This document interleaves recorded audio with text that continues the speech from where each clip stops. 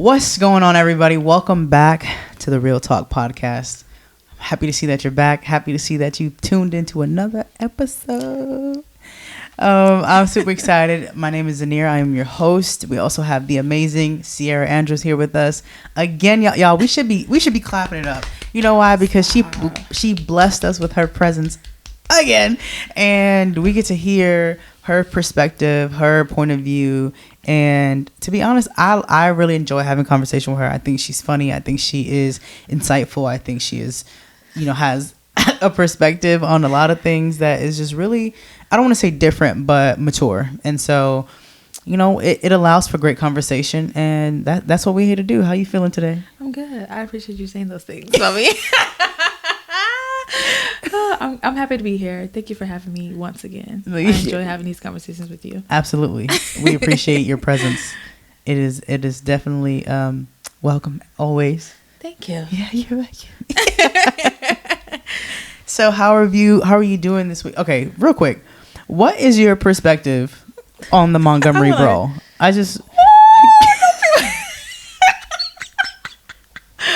Because I just saw another GIF about it earlier, and I can't get past how we still. It's like they said they not taking it no more. They got them chairs and they went to work, honey. I swear, after that brawl, I seen like other fights that bro got. People was using chairs. Oh like, my I was gosh. like, this is a thing. This is for real. This is real life. They said, I saw somebody say this is what they're going to tell their kids. This is the Boston Tea Party. Like, oh my goodness. I was like, this is actually, I might do that myself. I was like, this is a lie. We went down in history that day. No, this is the one time Black people really came together. Really and was went like, down in history. We the people. He threw up that hat and we was ready to go. No, for real. Why did we know that was the sign? Like that was the we don't even know what to call it. That was the signal. I've seen so many memes with the hat just being thrown up. I was just like, it's like, now we know what that means. Yeah. That's what it is. It rung the alarm for sure. Dang. That was hilarious. I can't get past it. I'm sorry, but my favorite part is when that lady was pushed into the water. That blew me. No, my favorite part they had nowhere else to put her. But back into the water. Swimming across from the water to get over off the boat. I thought you were talking about the guy who swam away from getting beat Aquaman. Up. No. I think he was 16 years old. He emptied out his boots when he got over there. Did. And he went to town. He was Malcolm Phelps. Yeah. He got over there quick. Yeah. And went to town. But that man who ran from them, he jumped back into the water to not get beat up. To get away. I was like, this is bad. Could you imagine if Black people really came together like this all the time? And on other levels? Yeah. We would definitely be, we would not be what we call the minority. We would not. We would not be the minority at all. Come on. Which technically we aren't population-wise. But anyways, who have the most kids? Black people. But I'm just saying. No, I'm just saying. No, you're speaking fast. I said that's a whole nother conversation. I think the minority standard came from like a mental thing. It had to. That's just like a way to psychologically mess with us. Oh, we're the minorities. Right. When really, if we do the calculations on the population, we're not the minority at all. At all. Anyways, I'm sorry, we're sidetracking y'all. It's okay. But you know what? It is what it is. For today's episode, we are gonna be getting into all good things, right? Like accepting when good things take place in our lives and being able to receive that. Like a lot of people don't know how to do that. Honestly, yeah. I've witnessed that myself with other people. I can't say I've ever been that person because I always expect what I work for. But at the same time, I have witnessed other people like they're kind of confused when good things happen, or they don't know how to take it in, or they don't know where it's coming from. And I'm like, well, you planted the seed, so now you're just bearing the fruit. But I mean, what do you think? Why do you think it's hard for people, to accept when good things happen to them? I think because they're so used to everything going wrong. They look forward to. A lot of people have that mindset, or they're stuck in that mindset of like, oh. Like, I know some people who live in anxiety every day, like, they're all already thinking about what's going to happen that's bad versus what could happen that's good, and let me receive that and sit in that versus being like, okay, well, this is only temporary. This is only for the moment. You know what I'm saying? I think it's a mindset thing. Like, you have to really get yourself out of that mindset, because a lot of it sometimes is like, it's an old way of thinking. Like, for sure, you literally have to shift your mindset, because I know some people who, like, when something good happens, they're always thinking about, but what if, or why, or they're thinking about, like, okay, this is only going to last temporarily. This is not going to be like something that lasts, for a long time. So they can't even enjoy it at that moment, because you're already focused on, like, what can go wrong. Exactly. So I think when you're already in that mindset to where you live in anxiety, and you're already living like, okay, well, you're not appreciating the moment in today, and you're living like, okay, well, what can happen next? You know what I'm saying? Like, you have that negative Nancy, like, they're always being a negative Nancy, even if it's not intentional, but they live in that because that's all they know. Right. You know what I'm saying? But even though that's all you know, if something good is coming to you, like, why not just sit in that and receive it? Right. So I think some people don't even know what good looks like. And I think that people, even, it's like their life is so rough that even when good happens, like you said, there's always a negative to it. Yeah. But sometimes their eyes are so tainted that their good looks like the complete opposite of where they are. Yeah. Instead of realizing that they worked so hard to be where they are. Exactly. And at the same time, I think them not being able to accept the good is a massive form of lack of faith. Lack of faith in themselves, really. When you can't accept the good, I think I kind of wonder, like, what are they living for if you're not accepting any good that comes into your life? What do you think you're working for? You're not here on earth just to work and get a job and do this and that. And if that's the goal, then that's the goal. So that is good. So I don't know. I mean, I agree for sure with everything you said, but I think people who can't accept when good things happen, they don't have a level of self-love to think they deserve good. Yeah. You know what I mean? And so they'll probably want good for others, but they don't think it can happen. They don't think it can happen for them. Exactly. I get that. And so, I mean, the saying, it's kind of like that saying that it's too good to be true. Yeah. People throw that around like it's nothing, or like even with relationships, like if it's a healthy relationship, it's too good to be true. Right. Like, just so you saw that toxic, negative. Have you ever had that mindset with the relationships you've been through? Not necessarily. I probably had moments. I didn't sit on it. I used to be like, oh, this is, But sometimes, honestly, not much. Because I knew, like, when I got in a relationship, I knew whether it was going to work or not.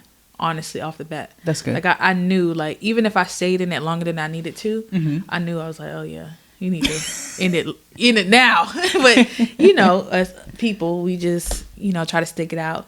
Maybe, hopefully, you'll change the person or just help them become better. But I just knew. So, I mean, once I knew I had something good, I knew. You know what I'm saying? Yeah. Like, I don't know. I just think you just have to really know. But a lot of people don't. So it's just, or some people self-sabotage it because even if they get something good, they don't know how to receive it because of their past. Or so they're waiting for the bad to come. Exactly. So they're waiting for like something to just go wrong and be like, okay, well, this ain't for me. But no, that doesn't necessarily mean it's for you. It's not for you. It just means that you're not used to it, you know? Right. So. Yeah, I looked up the word accepting. I mean, y'all know me. I like to figure out stuff. Yes, you like to dissect your words. And I recall it saying believe or come to recognize as valid or correct. And when you don't accept the good in your life, you don't believe that you deserve it, like what we were saying. And then come to recognize as valid or correct. Not being able to recognize the good is where a lot of people fall off. I think they have a tendency to think toxic is good or toxic is what they like. Like, I never understand people who be like, oh yeah, I like a little bit of toxicity and this and that, which I kind of get it, but then I kind of don't, only because that can manifest into way more than what it should be. That can manifest into abuse. That can manifest into verbal abuse, mental abuse. That can manifest into what's the word I'm looking for? I wish I can help you. I don't want to say into being poor, but like lack of not being financially stable. Okay. There it is. Not being mentally stable, not being emotionally stable, spiritually stable, but accepting the good. Wouldn't God want you to accept that? Of course. In the sense of God did not put you on this earth to go through hell all the time. Right. He didn't put you on this earth to not reap what you've sown. Right. I think I said that right. But you did. Go ahead. And he did not die on the cross for us to live in pain and to live in fear and lack of. Right. So I feel that's the least we can do. Right. Is accept the good that he's blessing us with, because he has sacrificed so much for us. Right.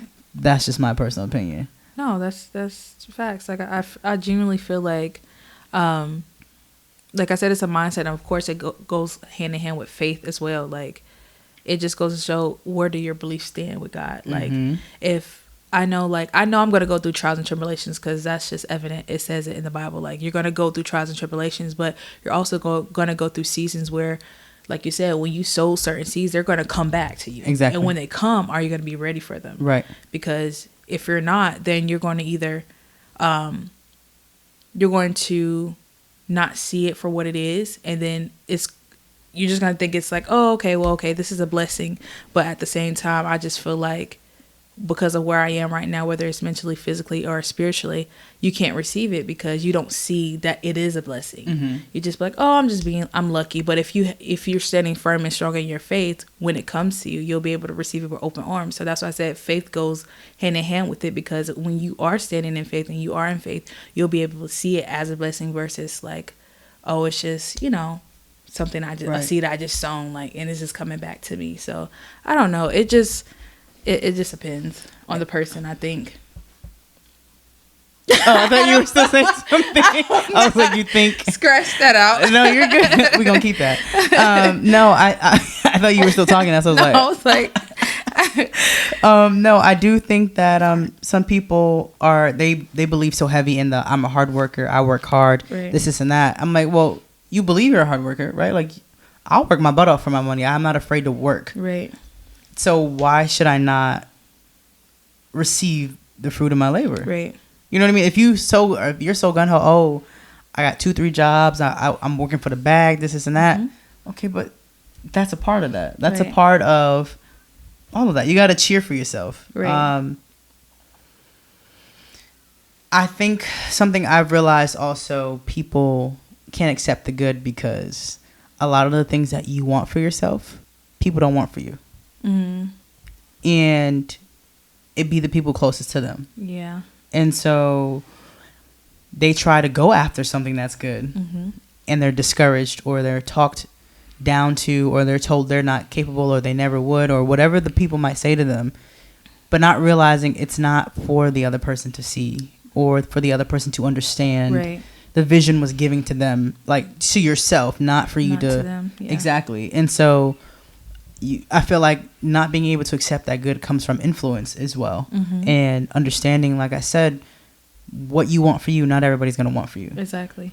Yeah, I feel like with that, I got to a point where, and I think this is in general, like, you have to learn how to not tell everybody everything. And I'm not saying like the people who cheer for you, the people who's there for you, of course, like, I mean, you can give them certain insight, like not everything, but sometimes you just got to do it and then show out, pop out, or however you want to say it. Like, you just have to put yourself in a situation, put yourself in the spaces you want to be in, and then just do what you say you're going to do. Because at the end of the day, like you said, you could have people who you think is there for you, who you think love you and care for you and cheer you on, but in the background they're either saying, hey, you can't do this, I don't feel like this is for you. But it's not for them to decide. It's up to you. So I feel like in those moments, you have to really just understand, like, okay, well, everything that I want, I don't have to tell everybody. I don't always have to tell my friends. I don't always have to tell my family all the time, like, go after those things, because even sometimes family can be the ones that be like, oh, well,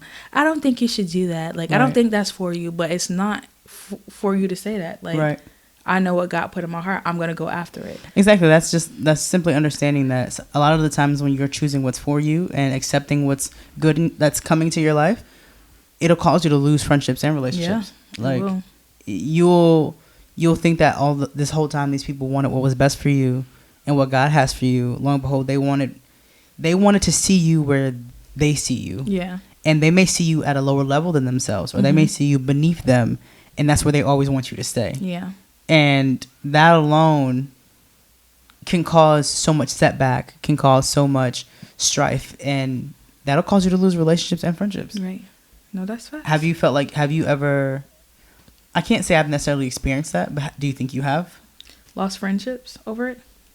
Over growth, over choosing yourself? I feel like I outgrown friendships. You know, I haven't had a lot of friendships. You know, like I said, like I probably had a good handful of maybe a few valuable friends. But I feel like I outgrown them to maybe like a certain point to where I feel like maybe they're not supposed to be a part of my purpose or plan, or maybe I can't give them insight on certain things because maybe they're not going to understand, or maybe they're not going to support me fully. So that just goes back to me knowing who my friends are and what I can express to them and what I can't. But because everyone you meet or already know can't sustain your growth. Exactly. So yeah, I mean, I kind of see it for what it is. Like if I know I have a friend that's supportive, that I know I can talk to about the things I want to do or my goals and everything like that, then I'll be like, okay. Or if I feel like God put it in my heart to tell them, then I'll tell them. But now I feel like this season of my life, I'm more like quiet about some of the things I want to do. Because sometimes, like you said, people can take that, or you can speak too soon, and then you can, affect what God is trying to do because you're speaking too much about it. You need to be a little hush hush. We're gonna hush hush about it because it's not always for everybody to know or understand what you're doing. I agree. It's funny. I was reading something just now that I wrote. I put, getting upset or allowing your feelings to be hurt when someone who knew a different version of you couldn't accept or understand who you are becoming. It's like, I mean, I don't even know where I got that from, but I was just writing stuff down that I wanted to really get into. And when I think about that even more now, it's getting upset or allowing your feelings to be hurt when someone who knew a different version of you, so the old version of you, couldn't, like, they knew that person, so they couldn't accept who you were becoming. I mean, that can cause you to feel very not like misunderstood. Yeah. That can cause you to feel like, why am I here? What are we doing this for? Right. What is to come of this? Right. Like, what do you think about that? I think that, again, I'll say this, when it comes to seasons, like, you're going to have friends that are people in your life for seasons, certain seasons. Like, they're not always going to be the same people that you grew up with or the people that are around you now. Friendships, family is not always going to go to where you're going. So I think I'm more understanding of that. Now, back then, that probably would have crushed me to know, oh, my family is not going to be supportive of me, my dreams, my ideas, my goals, or I can express my heart to them without them making me feel like I'm not equipped to do this or not equipped to accomplish the things I want to accomplish. But now with my understanding like who God is to me, I know and understand now that you can't take everybody with you where you're going. So I think for me, I mean, back then the old me would have been upset, you know what I'm saying? Because they'd be like, what is this relationship for? Like, if you can't support me in everything I do and all my dreams and goals and everything that I want for myself, like, what's the purpose? You know what I'm saying? Like, it's not a give and take relation, you know what I'm saying? I'm not giving what I put out. So I think back then for sure I would have been like confused on like where our friendship or whether it's family, where I stood within that dynamic, because I don't know how I would be able to be present fully in that friendship or that relationship or whatever the case may be if I didn't have that support. You know, because it honestly, not even that, like, when you outgrow people, it's uncomfortable for the other person to even be around you. So that's true. What you're saying to them or expressing to them, they're probably like, what? Y'all not even on the same level anymore. So it's kind of like you kind of outgrew them and now you misunderstood. But why are you even mad? Because you knew like this was a part of growth. You know what I'm saying? So I think a part of me would be understanding to the fact that, okay, well, I have outgrown them and they can't go to this season of my life with me. But at the same time, like, I knew this. Like, I know this is what I prayed for. This is what I sow my seeds for. Like, this is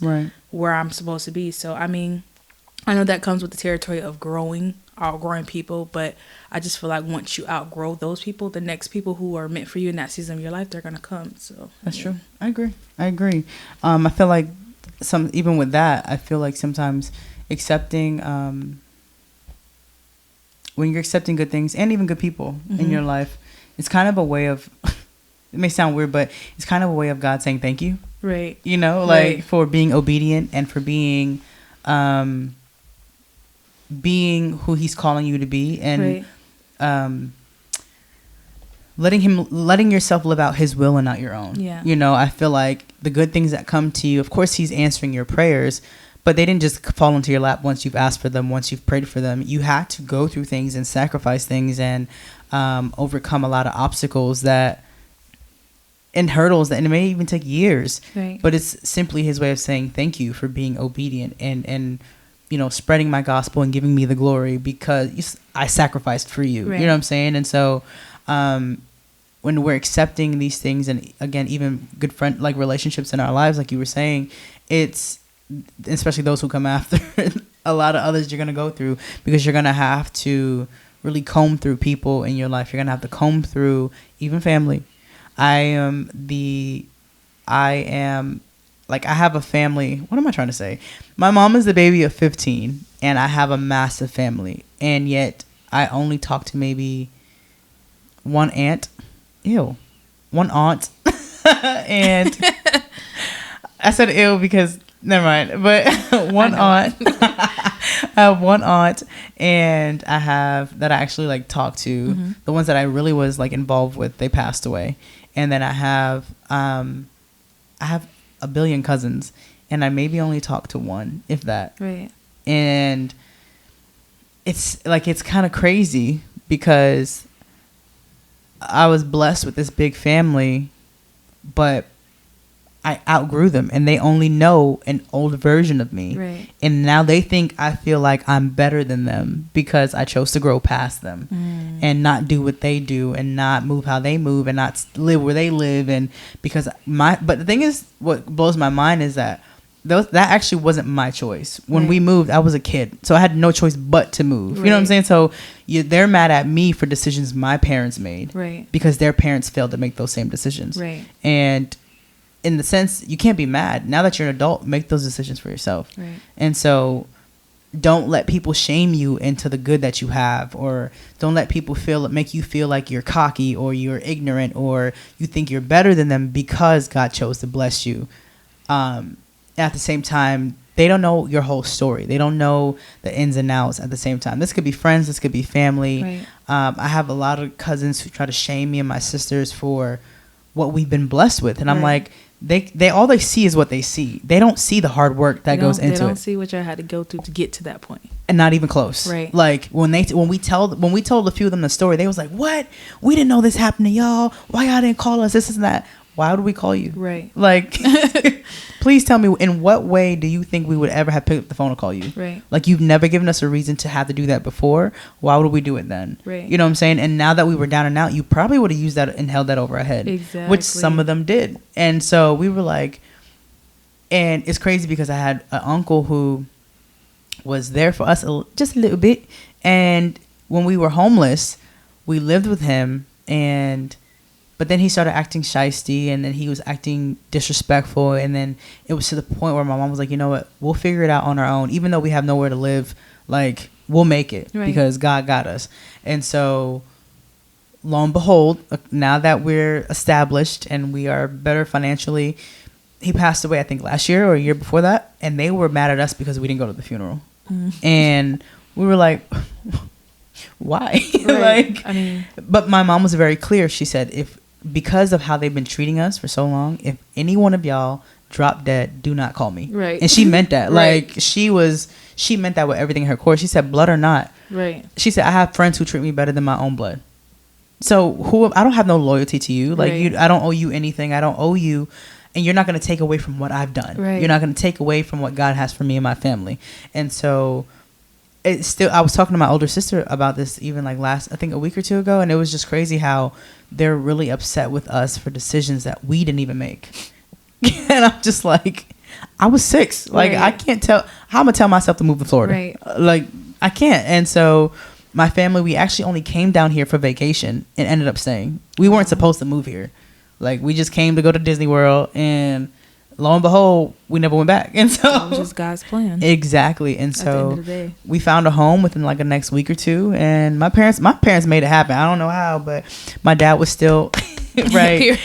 My dad actually was still working in New York for at least another 3 years. So they didn't just up and leave their jobs. He commuted every week, so he would live with his mom in New York for the week and come stay with us on the weekends and make it happen. I mean, he was working for UPS at that time, so back then UPS was making some good money. I think they still are, but that's besides the point. They made it happen. And so if my parents didn't accept the good that God was giving them, I could still be in the projects in Brooklyn right now. You know what I mean? Like, I would not be doing anything I'm doing right now, but they didn't let the people that was around them and the people that they were so close and near and dear to, the people they grew up with, they didn't let them get into their head and be like, listen, you should be doing this, it's not. And what I just learned recently is they were saying, you know, as a couple, they met when they were 16. And so they realized something in themselves and in each other that, hey, we know we don't want this life. Like, let's just be together and figure out how to get out of this. And they said there will be times where their family wouldn't see them, their friends wouldn't see them, and they would just commit to each other. Like, okay, we go to school, we get our grades, we come and be in each other's presence. If they go out, they're out together. They don't go out with other people. And there was just a set of years of just solidarity between them two that they had to decide that this life was not for them. And once they found a way out, they took it. And so it took a couple years because we didn't get there. They were in their 30s when we moved to Florida. And they met when they were 16. So there is no time frame on when good things are going to come to you, but at the same time, you make do with what you have. Takes one decision. Exactly. And so I guess once they saw a window of opportunity, they ran with it. Like, we don't have to live here anymore. There's more outside of this world that we have grown to know. And so I think you got to take a lot of leap of faith, a lot of, I don't want to say guarding your heart, but like guarding your vision. And protecting what God is giving to you and has shown you, and until he lets it come to pass, like, be hush, like just work on it, just let it manifest. Exactly, because a lot of people don't want the best for you. Not at all. And again, like you were mentioning with your family, like, every decision that they made is the reason why they're in the position that they're in today. And you look at your past, you can't take everybody with you. It's going back to, you can't bring everybody with you because my mom's the baby they're at 15. not going to have the same mindset. They're not going to see the vision. Not even close. You see the vision. So understanding when things are good for you and walking into that, like, some things are not too good to be true. It's genuinely because you sowed the seeds, whether it was at a young age, whether it was at that point in time, you sowed those seeds. Now it's coming to you and they walked in it. So, I mean, it's just understanding where you are, what season you're all in your life, and just being obedient to God's will when he opens that door, and know when it's time to go or when it's time to just walk fully into your purpose. So, I mean, that's great. That's amazing. That's so true. And you mentioned the whole, you can't take everybody with you. It's like, I realize that even more now, even in this very moment, than I had before. Like, my mom, like I mentioned, she's the baby of 15, but yet she's the only one who has been, and I'm not just talking financially, but even mentally, successful of the 15. And yeah, they all had jobs, they worked, but they never did, nobody did beyond what they could do, besides my mom. And she was the last to be born. She was...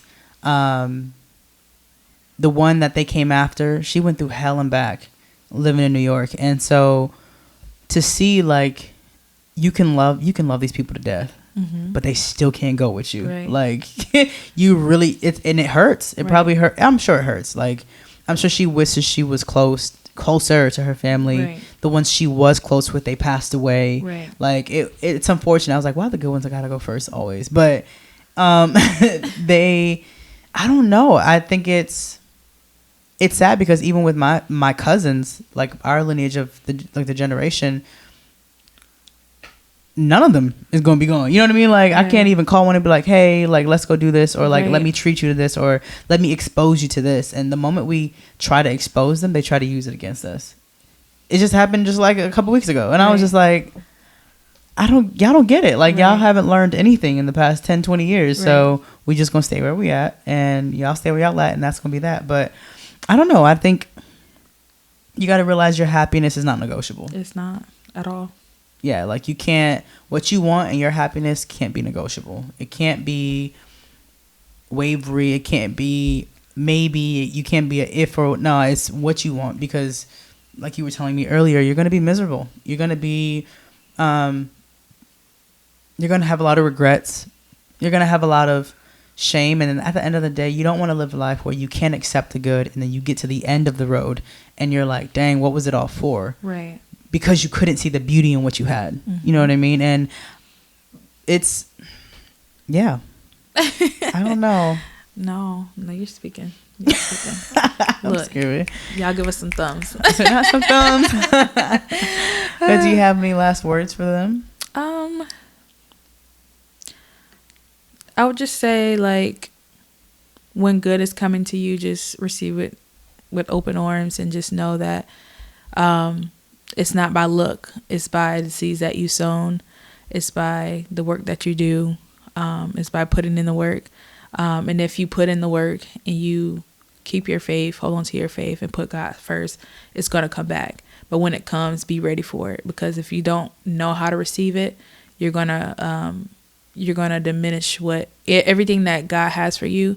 It's going to be diminished by you either overthinking it or because you don't think you deserve it. So I just say, just welcome it with open arms, and just know that even when people leave, even when people fall out your life or things don't work out, it's all a part of the plan.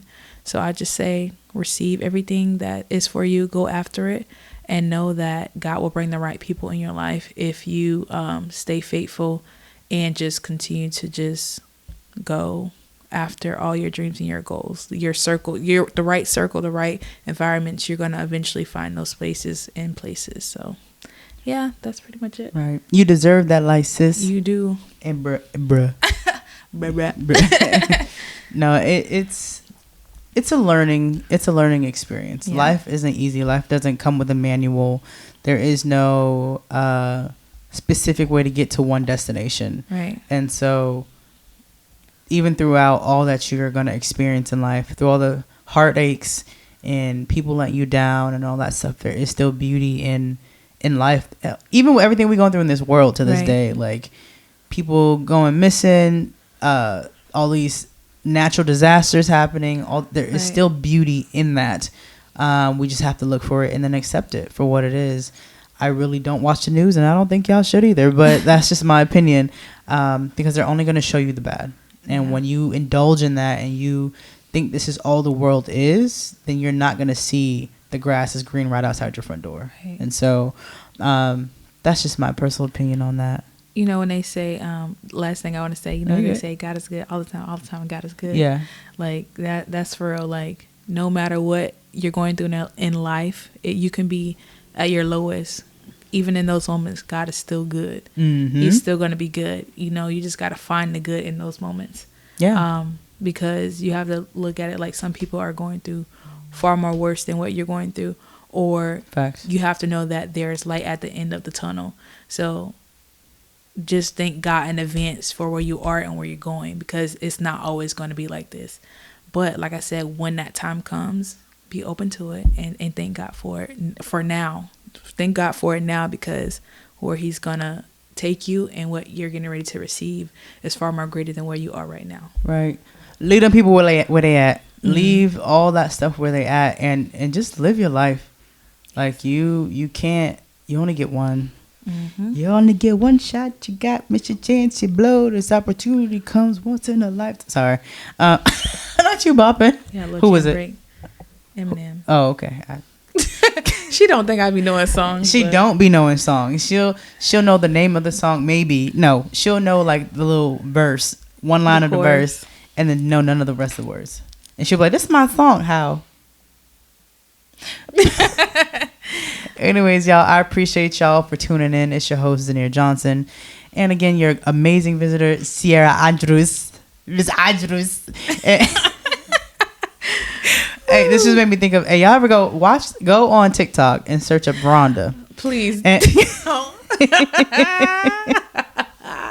search up Rhonda. Don't you see me moving? And she will have you cracking up. I enjoy a good laugh, and I think y'all will enjoy a good laugh too. Search up Rhonda. If not, you know what? I'm gonna even insert a clip of Rhonda right at the end of this video, and you're gonna be like, Transformers, Modern Misty Eye.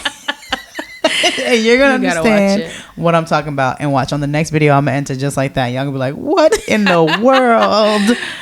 But I appreciate y'all for tuning in. See you on the next episode. Y'all be breezy. And look at him standing there like Transformers. Oh, the misty eye looking at. You know Optimus Prime is my husband, nigga. You know Optimus Prime is my husband, nigga. You know now. I do. From Rhonda. Trying to get a blood pressure on you. I don't give a fuck about his blood pressure. No, your blood pressure. Make sure You're okay. Your blood pressure. Oh, don't you see me move that? And I've been seeing him in my dreams since I was a little girl. You want me to go to jail? You so sad. I didn't say nothing about going to jail. What? Girl, I had a hysterectomy. I can't get pregnant. My hunch all over here. Girl, look at him. You know he's sexy. Look at him. And with your fan is Superman looking motherfucker. Let me at least sit down.